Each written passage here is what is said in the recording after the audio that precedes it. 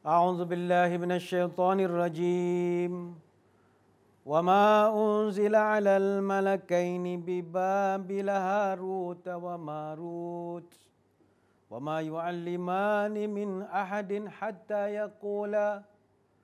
حتى يقولا إنما نحن فتنة فلا تكفر صدق الله العظيم. Maka telah diturunkan dua malaikat di negeri Babil, yaitu malaikat Harut dan Marut. Sedangkan kedua-duanya tidak akan mengajarkan sesuatu sebelum mereka mengucapkan, sesungguhnya kami hanyalah cubaan untuk kamu, maka jangan kamu kufur dengan kami. Surah Al-Baqarah ayat 102.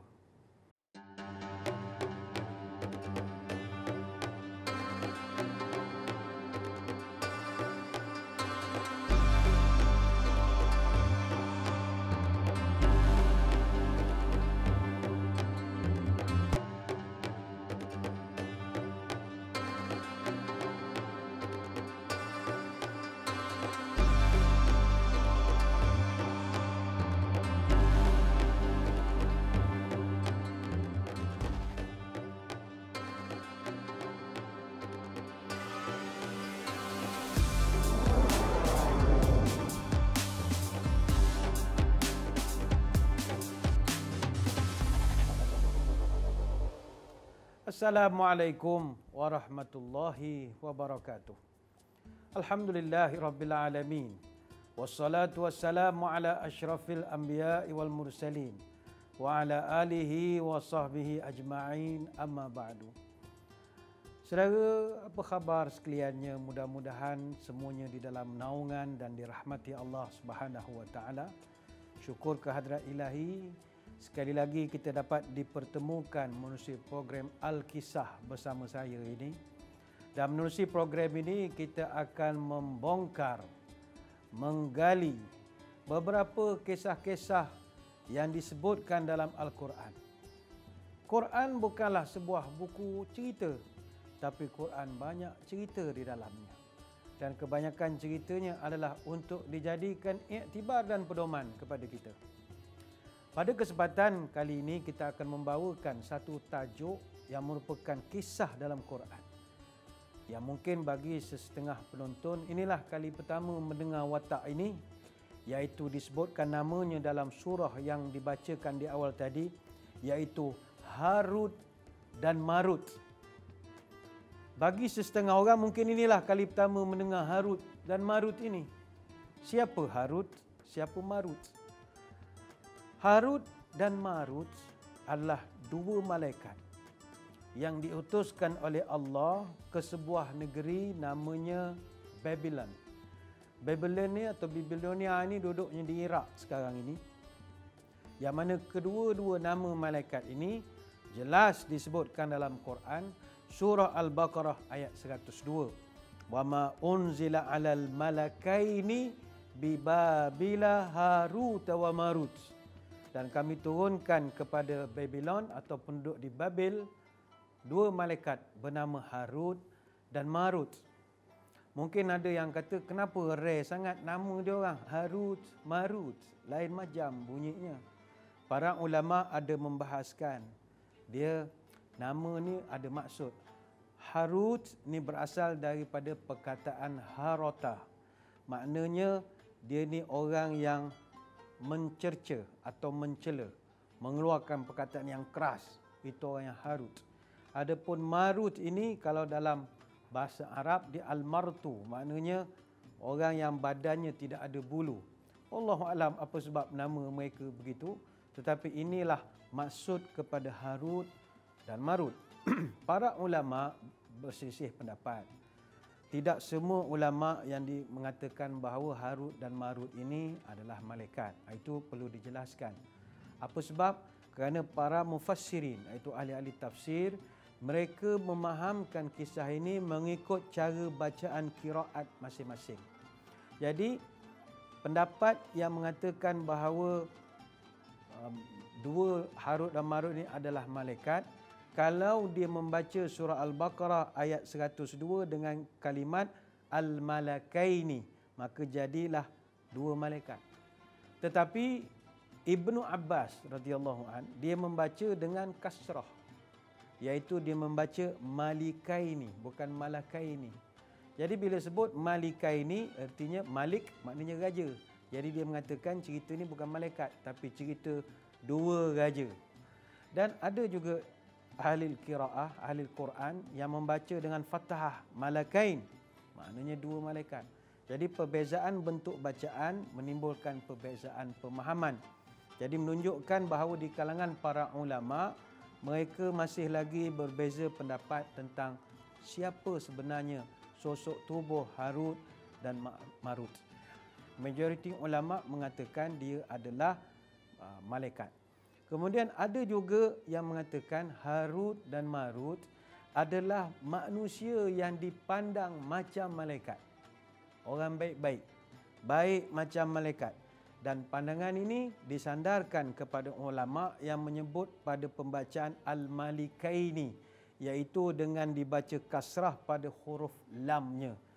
Dan kaedah ini dipelopori oleh Ibnu Abbas, Hasan, Abu Aswad dan juga Ad-Dhahak. Ini ada satu pendapat. Kita berlepas dirilah daripada perbahasan panjang lebar ulama siapa Harut dan Marut. Kita sekadar nak menceritakan pada kesempatan Al-Kisah kita kali ini tentang satu hadis yang sering digunakan oleh ramai orang untuk bercerita tentang Harut dan Marut. Sehingga kan cerita itu mencemarkan imej dan kepribadian makhluk suci bernama malaikat. Mereka menggambarkan Harut dan Marut ini adalah malaikat yang turun melakukan dosa. Maka menerusi program Al-Kisah kita ini, kita akan memperbetulkan, kita akan memurnikan balik kisah Harut dan Marut mengikut acuan Al-Quran dan juga As-Sunnah. Kita tidak dapat menafikan bahawa kisah Harut dan Marut ini begitu kuat pengaruh dengan kisah Israiliyat. Israiliyat dalam erti kata cerita ini banyak cerita yang kita rasa ya ke tak betul, betul ke tak betul ke, dah namanya pun Israiliyat. Kata para ulama, Israiliyat ini adalah cerita yang dikupas oleh ulama-ulama daripada orang Yahudi zaman Nabi dahulu. Yang mana Nabi sendiri berpendirian, cerita daripada mereka ini dengar boleh, tak dengar pun boleh. Percaya boleh, tak percaya pun boleh. Sebab cerita Harut dan Marut tidak berlaku di zaman Nabi SAW. Tapi dia berlaku pada zaman dahulu kala lagi. Namun kenapa cerita ini direkodkan dalam Quran? Pasti ada sebabnya. Apakah sebabnya kita akan terangkan kemudian. Kita akan berehat seketika, kembali selepas ini.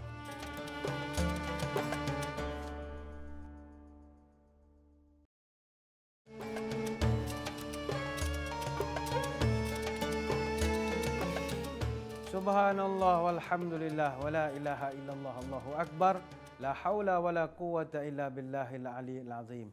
Terima kasih saudara kerana masih lagi setia bersama kami hingga ke saat ini dalam program Al-Kisah bersama saya. Dan kita sedang mengkisahkan pada kesempatan ini satu cerita yang jarang-jarang didengar. Tapi kita nak bawakan ke permukaan supaya dipahami oleh seluruh masyarakat tentang satu kisah berkenaan malaikat Harut dan Marut yang ceritanya direkodkan dalam Quran surah Al-Baqarah. Ahli tafsir seperti yang kita dah sebutkan tadi seperti As-Sayuti, Abu Su'ud Al-Hanafi, Syekh Ismail Al-Haqqi dan juga Ibnu Katsir menegaskan bahawa Harut dan Marut adalah benar-benar 2 malaikat yang diturunkan oleh Allah ke muka bumi. Namun ahli-ahli tafsir moden zaman-zaman kontemporari seperti Al-Qasimi, Al-Maraghi, Muhammad Abduh dan juga tafsir Hamka, mereka berpendapat bahawa cerita-cerita yang mengatakan ini kerjaan malaikat itu macam tidak masuk akal.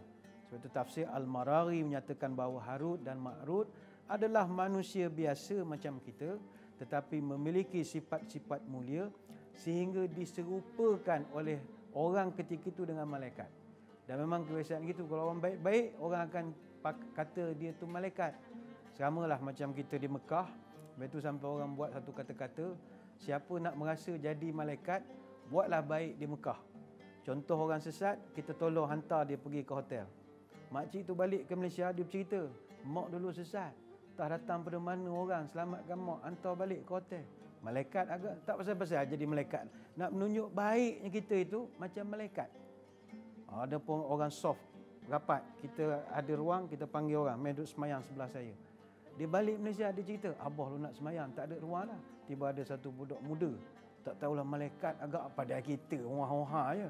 Sebab kita baik, maka digelarkan macam malaikat. Jadi ini pendapat dalam tafsir Al-Maraghi. Semua ulama tafsir, kecuali Ibnu Katsir saja. Maknanya seperti As-Sayuti, Abu Su'ud Al-Hanafi, Syekh Ismail Haqqi ada mencatatkan kisah Harut dan Marut di dalam kitab tafsir mereka. Versi-versi tersebut ada dicatatkan oleh Ibnu Katsir, tapi dia jelas menyatakan ini adalah kisah Israiliyat. Dalam tafsir itu diceritakan ada dua malaikat, namanya Harut dan Marut, minta izin kepada Tuhan untuk turun ke bumi. Dia minta izin dengan Allah supaya dapat ke bumi. Tujuannya adalah untuk nak melakukan dosa. Rambut dia puas jadi baik, sekali-sekala nak enjoy pula. Tuan-tuan mendengar pun rasa, ya ke cerita ni, rasa tak syok. Kemudian akhirnya mereka turun ke bumi melakukan dosa dan mereka tergoda dengan satu orang perempuan bernama Zahrah. Jadi Zahrah ni agaknya lawa. Dia buat kerjaan tak baik dengan Zahrah, akhirnya mereka mendapat siksaan dan hukuman di bumi. Itu sinopsisnya. Dan ada yang menggunakan satu riwayat daripada Ibnu Umar radhiyallahu anhuma. Kononnya Ibnu Umar pernah mendengar Nabi bercerita, sesungguhnya Nabi Adam, ini kata dia lah, Nabi Adam ketika diturunkan oleh Allah ke muka bumi, maka ketika itu para malaikat telah query, tanya kepada Allah, Tuhan, kenapa nak jadikan ataj'alu fiha may yufsidu fiha wa yusfikud dima'? Kenapa nak hantar di bumi satu orang wakil manusia yang nanti banyak buat kerosakan, buat maksiat, buat perkara-perkara tak elok, berbunuhan sesama sendiri. Hantarlah kami ni orang baik-baik. Jadi kami ni malaikat, hantar kami jadi wakil. Maka Tuhan pun mengatakan, aku lebih tahu ini a'lam ma la ta'lamun. Aku lebih tahu, kau tak tahu apa-apa. Aku yang lebih tahu, kata Allah Ta'ala. Jadi mereka pun mengata, Rabbana nahnu atwa' laka min bani Adam. Tuhan, bagilah kami pergi ke bumi. Sebab kami ini jauh lebih taat berbanding dengan anak-anak cucu Nabi Adam. Itu semua maksiat kuat. Maka Allah Ta'ala pun mengatakan, datangkan padaku dua malaikat supaya aku turunkan ke bumi dan korang semua tengok apa malaikat tu boleh buat. Ini ceritanya. Jadi Rabbana Harut wa Marut. Malaikat pun kata, Tuhan, baiklah, kami hantar wakil kami, dua malaikat Harut dan juga Marut. Maka kedua-duanya pun diturunkanlah ke bumi. Fa uhbita ilal ard mu'ilat. Maka dia telah dinampakkan hiasan-hiasan dunia. Maka malaikat itu pun terkejutlah. Dia tengok wanita-wanita cantik. Agak duduk di langit sana tak ada wanita cantik. Bila turun dia culture shock. Lahuma zuhratu imra'atan. Wanita yang cantik-cantik. Min ahsanil bashar. Ini ciptaan Tuhan paling terbaik sekali. Mereka tergodalah. Cerita ni panjang. Sampai satu peringkat disebutkan malaikat-malaikat ini telah melakukan kesilapan dan kesalahan. Atau dalam bahasa mudah melakukan dosa. Maka bagi kita yang waras, yang membaca dan belajar perangai-perangai malaikat, sesuaikah malaikat bersifat demikian? Sehinggalah akhirnya malaikat-malaikat tersebut tergoda dan melakukan kesilapan. Fa khuyyira baina azabid dunya wal akhirah fakhtara azabad dunya. Maka kedua-dua malaikat itu pun diperintahkan untuk memilih sama ada diseksa di dunia ataupun diseksa di akhirat. Maka kedua-duanya telah memilih seksaan di dunia. Kata sebahagian ulama, kedua-dua malaikat ini digantung di langit kota Babylon sampailah hari kiamat. Cuma masalah, sejak mereka digantung, badan di bumi, kepala di langit, mereka mengajarkan pula sihir kepada manusia. Jadi manusia yang ingin mempelajari sihir ketika itu akan pergi ke Babylon, belajar dengan mereka untuk melakukan sihir. Soalan, adakah riwayat ini boleh diterima pakai atau boleh disebarkan? Maka yang ini kita akan terangkan kemudian. Tuan-tuan jangan ke mana-mana, kembali selepas ini.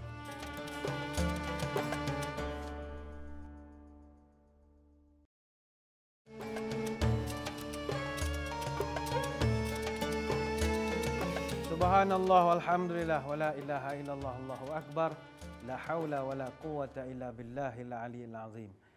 Terima kasih saudara kerana masih lagi sudi bergabung bersama kami hingga ke saat ini dalam program Al-Kisah bersama saya. Sedar ataupun tidak, kita telah pun berada di penghujung pertemuan menceritakan satu kisah yang jarang-jarang diangkat ke permukaan, iaitu kisah Harut dan Marut.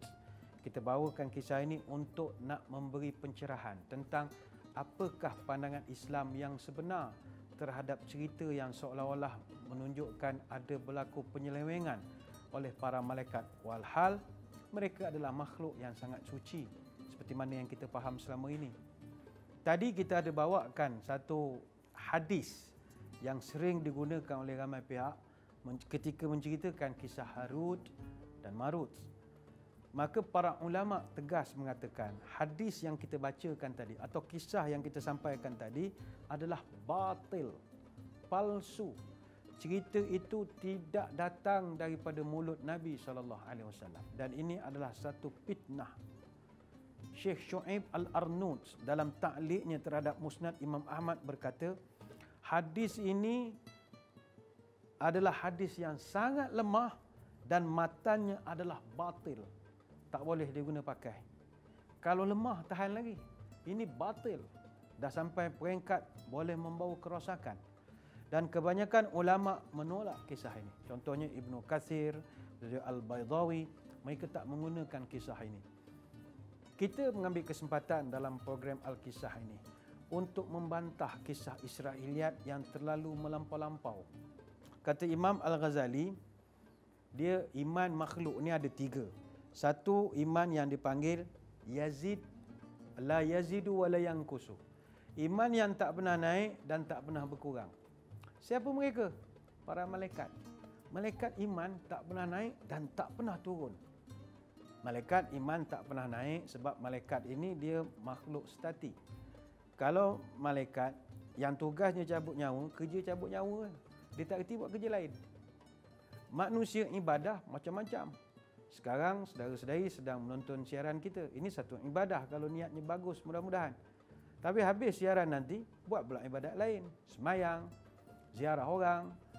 Ada iman yang kedua, kata ulama, kata Imam Al-Ghazali, iman yang yazid wala yankus, yang sentiasa naik, tak pernah turun. Siapa dia? Para Nabi. Nabi mana pada iman dia turun, makin naik, makin naik, makin naik. Makin dia tekan, makin dia berjuang. Tapi macam kita orang awam, kata Imam Al-Ghazali, iman kita ni yazid wa yankus. Ada masa naik, ada masa turun. Lebih kurang saham jugalah, ditutup bercampur-campur. Time musim PKP, elok sikit. Hari-hari duduk di rumah semayang jadi tok imam. Bila dah habis PKP, masjid pun dah buka. Masjid pun tak pergi juga. Sebelum tu habis dia maki amunnya, masjid tutup. Orang ni apa nak jadi Yahudi lah, macam-macam dia dajjal. Pergi tak juga. Dia iman ni dia naik turun. Pergi ke Mekah, warak saja pergi masjid. Itu yang orang guna istilah. Masa di Mekah, hari-hari pergi Masjidil Haram. Balik ke Malaysia, haram pergi masjid. Tak pergi langsung dah. Apa sebab? Iman ditutup bercampur-campur. Lebih kurang bursa saham juga lah. Jadi adalah mustahil kita nak mengatakan malaikat terlibat dengan benda-benda yang kita ceritakan tadi. Lalu bagaimanakah kisah sahih menurut para ulama? Cerita paling sahih versinya dalam Al-Baqarah ayat 102. Ada 2 malaikat yang diutuskan oleh Allah untuk turun ke kota Babil ataupun Babylon, sebuah kota yang terletak di Iraq yang terkenal dengan tamadun Babylon kuno.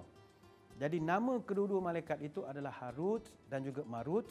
Pada masa itu warga kota Babylon diseliputi dengan kegelisahan kerana pada masa itu di kota Babylon berleluasanya ilmu sihir. Sihir begitu banyak. Di mana-mana orang melakukan sihir. Untuk melenyapkan ketakutan warga akibat sihir inilah, maka diutuskan 2 malaikat oleh Allah untuk melegakan dan meredakan sihir ini.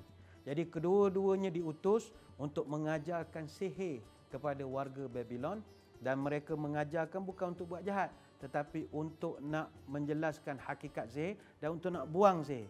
Maka kita nak jelaskan Harut dan Marut turun ke bumi mendatangi warga Babylon. Tugas mereka adalah untuk menyelesaikan masalah sihir. Dia mengajar sihir tapi adalah untuk berlawan dengan sihir yang dibawa oleh penduduk-penduduk pendatang daripada Yahudi. Ketika warga-warga Babylon datang untuk nak belajar sihir, kedua-duanya memperingatkan, mu jangan salah guna. Sebab itu dalam Baqarah ayat 102, innama nahnu fitnatun fala takfur. Kami ini hanyalah cubaan bagi kamu. Jadi jangan lawan lebih-lebih, kata Harut dan juga Marut. Jadi Harut dan Marut mengajarkan dasar-dasar tentang apa itu sihir, bagaimana untuk berlawan dengan sihir. Maka akhirnya perkara itu dapat diselesaikan dengan baik. Itulah Harut dan Marut. Maka pelajaran untuk kita adalah sihir sesuatu yang real. Bagi kita, walau moden macam mana pun, lama duduk di England ke di Amerika ke, kita kena percaya sihir itu ada. Maka untuk nak mengelakkan kena sihir, banyakkan baca Quran, banyakkan ibadah. Inna syaitan yafiru minal baitil ladzi yaqra'u fihi awakhir suratul Baqarah. Siapa selalu baca 10 ayat terakhir Baqarah, setan lari lintang pukang kerana takut dengan orang yang suka membaca Al-Baqarah. Moga-moga kisah Harut dan Marut ini memberi manfaat kepada kita bersama dan dapat memberi pencerahan kepada ketidakfahaman yang sering berlaku sebelum ini. Sekadar itu, terima kasih atas perhatian. Mohon maaf sebarang kekurangan. Mudah-mudahan bertemu pada lain-lain kesempatan. Wabillahi taufik wal hidayah. Wassalamualaikum warahmatullahi wabarakatuh. Wallahu a'lam.